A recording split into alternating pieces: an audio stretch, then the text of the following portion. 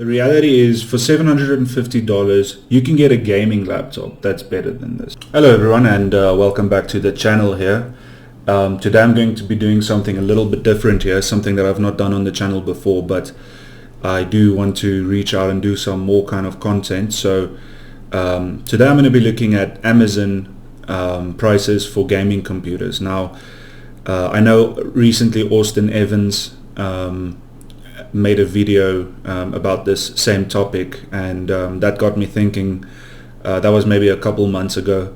So I wanted to, from a South African perspective, look at the pricing in America of computers and compare it to what we have here, and just see in dollar terms, what the value is of these computers.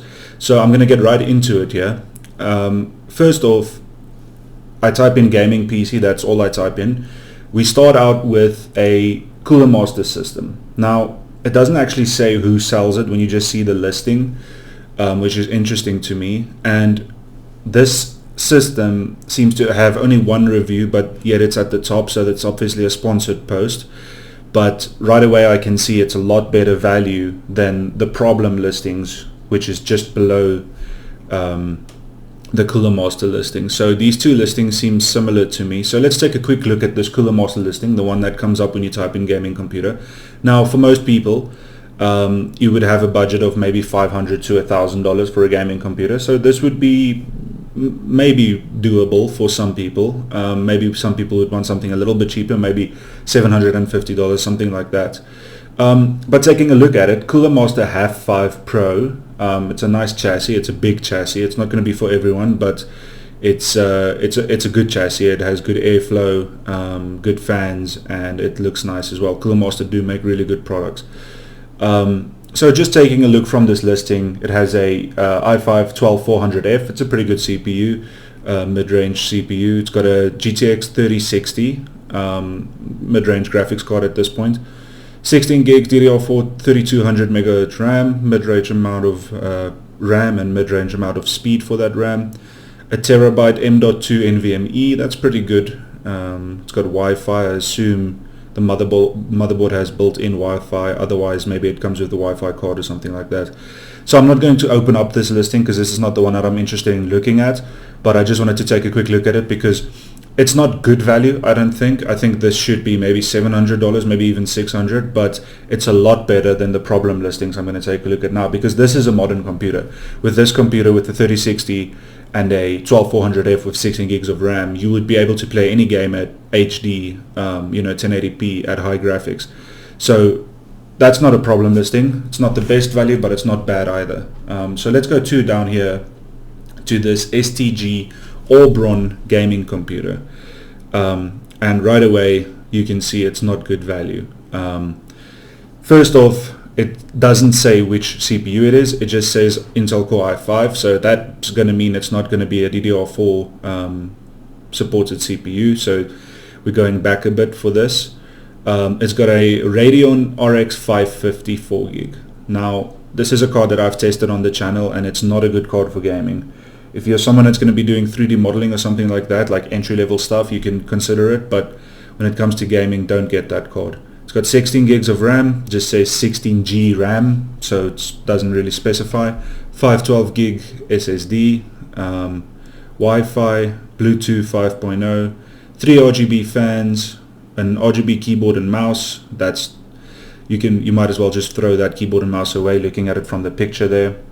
An RGB mousepad, and Windows 10 64-bit. So let's take a look at this. It's got 118 reviews and it's got 3.5 stars. That's kind of surprising, but I guess people don't know better. So one thing that they do well is presentation. If you are someone that's just getting into gaming, you are a kid and you want to play Fortnite, and your buddies have gaming computers, and they're like, just get your dad to buy your computer, it's like $400.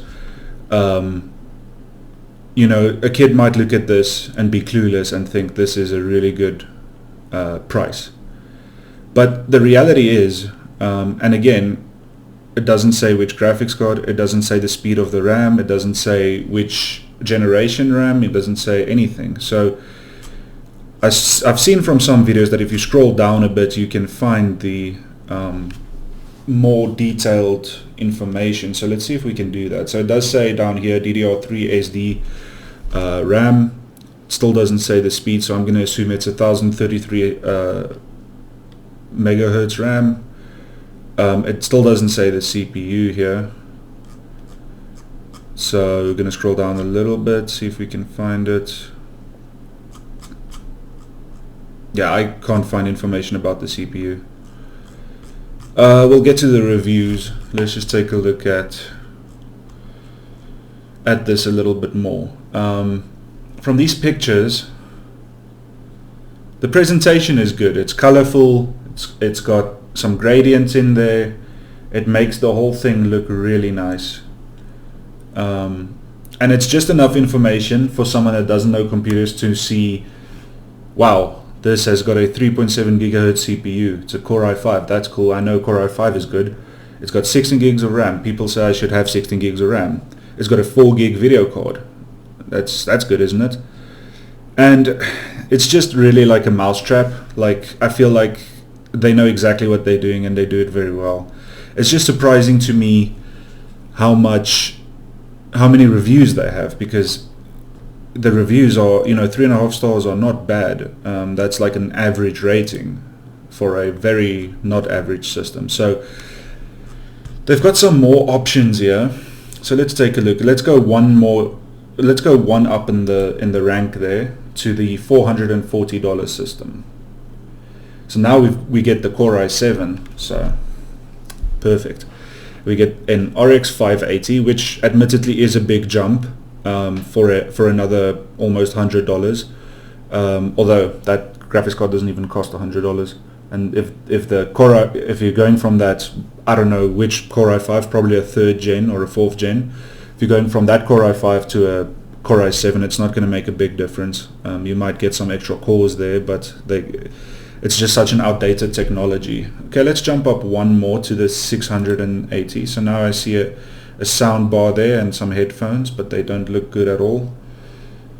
Okay, so now we go to an i5 10400F. So that's a bit more respectable. We go from an RX 580 to an RTX 2060, 8 gig. And 16 gig DDR4. You'll see now they say the DDR4 because it's a respectable speed, because it's probably going to be 2666 or 3200 megahertz. And now they're willing to say which CPU it is. So it's not they're not very trustworthy with this. But this is not the best price for a system like this. Just because it's now decent components doesn't mean the price is good, because there isn't that much value here.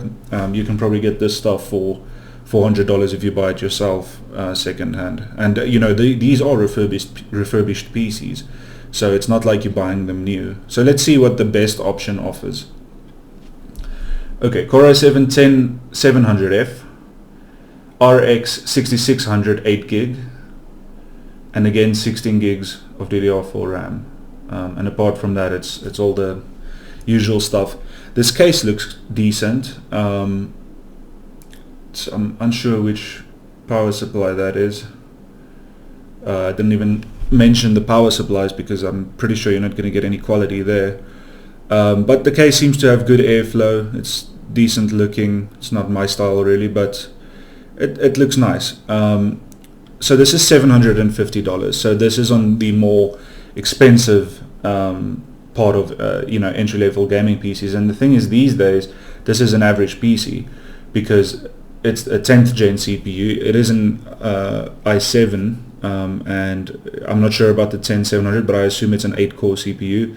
And the 6600 8 gig is a good HD graphics card, but at this point it is starting to get a little bit outdated. So for $750 you can buy a new PC that's better than this.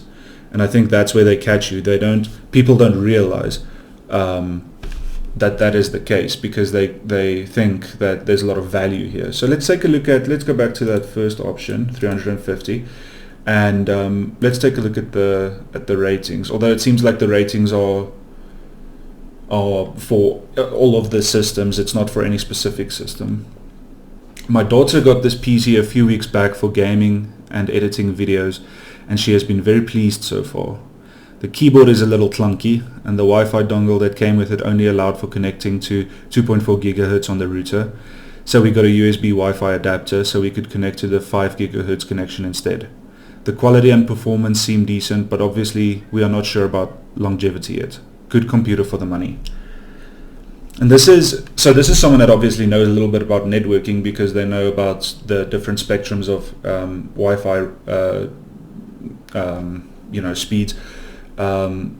And so this is someone that probably has a little bit of understanding, but they don't know the value aspect of these PCs, and that's concerning, because if you go down these reviews, this one says, and this is all in the United States from what I can see, this one says it's very good, this one says you get what you pay for, pretty good for $350, pretty good.